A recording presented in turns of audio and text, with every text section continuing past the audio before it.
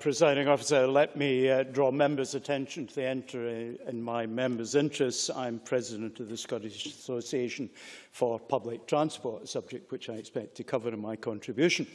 I was thinking about when I first went to an island. It appears to have been Easter 1965 when I first went to Skye, and it's been my very great pleasure to have visited islands all across Scotland. And indeed, we've talked a good deal about aviation. I find I've flown so far into 13 airports on islands. 4 of them flying myself, the other ones commercially. So the islands are part of my heritage and part of my family's heritage. My grandfather was appointed as a schoolmaster in Lewis in the 1880s. He was an Anglophone Scot married to an English lady. It wasn't the most obvious of appointments in what was actually a wholly Gaelic-speaking community. But then that is precisely part of the disrespect that was shown to island traditions, that the abolition of Gaelic was almost public policy in those days, and I regret my grandfather played a little role in that. I think Mike Russell may have missed a little trick. We're talking about islands, and we're talking about island authorities, but there are also, of course, parts of mainland Scotland that are almost islands in terms of their accessibility, and I particularly think of the Mull of Kintyre. And by contrast, of course, one almost could suggest that Skye is no longer an island, now it's connected to the mainland. But I think let's pass on from that. Now, I know that Dave Thompson is going to talk about air services to Skye in his contribution. I want to just talk a little bit about how we could change the regulatory regime to make air services cheaper, easier and more pervasive.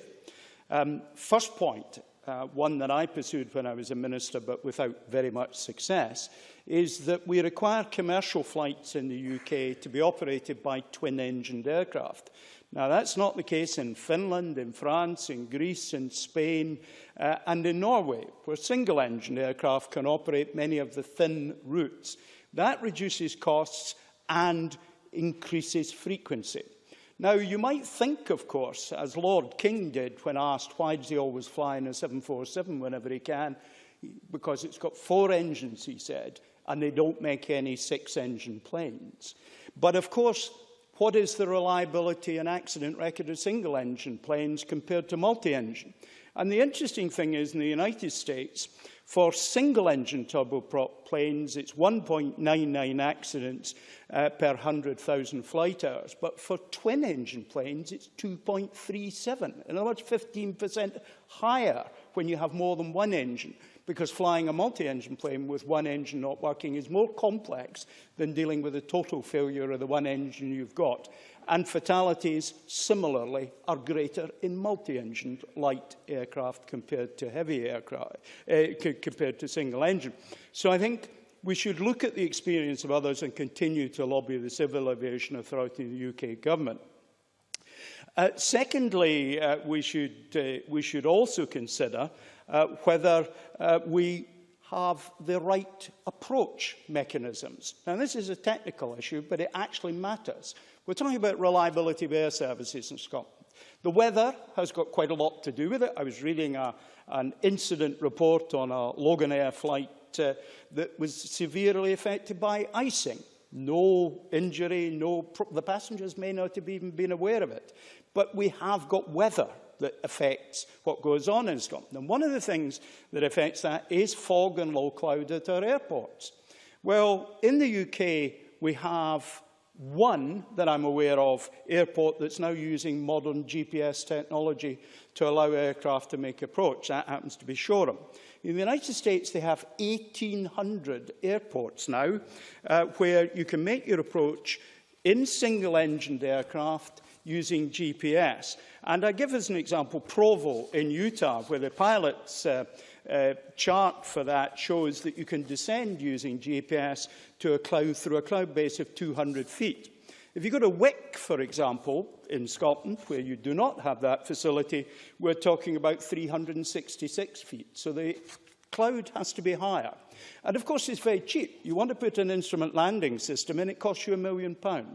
Put in GPS, it costs the airport almost nothing. It costs the operators quite modest amounts of money. It's time that the CAA and others allowed things to move on so that we can reduce costs and improve reliability simultaneously. Now, I know these are not necessarily within the gift of the Minister, except insofar as he can lobby others elsewhere, European authorities, not merely UK authorities. Now, let me just close, Presiding Officer, by touching on one thing that hasn't yet come up, and that is universal service, in particular for the delivery and collection of goods.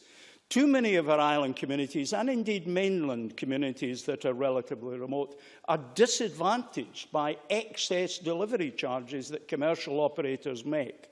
And I think it's high time that that was tackled by legislation if necessary, if possible, but certainly by exposing these rip-off merchants for what they are, by seeking to persuade them that equity is required in this matter if we're going to support people in all the islands that we live in, but in particular the islands that we're talking about today that are represented by the 3 island communities. A range of problems, but a range of opportunities as well. Presiding Officer.